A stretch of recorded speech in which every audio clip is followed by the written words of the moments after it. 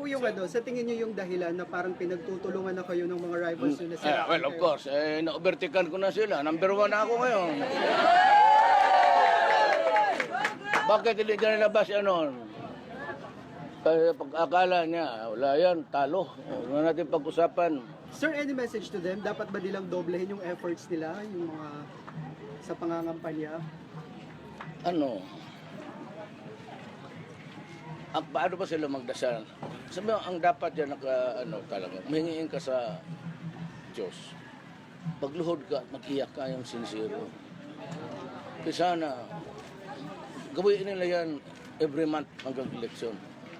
Magluhod sila, tapos hingi ng tawad sa Diyos ng mga kasalanan, kakibinay, bilyon-bilyon yon. Yung anak niya kailangan magluhod rin sa tabi niya. Yung asawa, demandado rin. Tapos sabihin nila politika. Ginawa naman nilang gago ang Pilipinas. Mga tao sa Makati. Sir, what about Rojas and Grace po? Si Grace, wala akong masabi kay Grace. Except that, para sa akin talaga, mali yung Supreme Court decision. I disagree with the decision of the Supreme Court.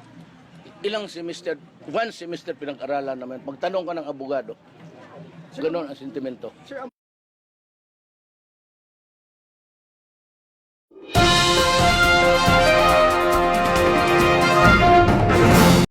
would like to remind Binay that siya may kaso plunder, ang asawa niya may kaso, pati anak niya may kaso.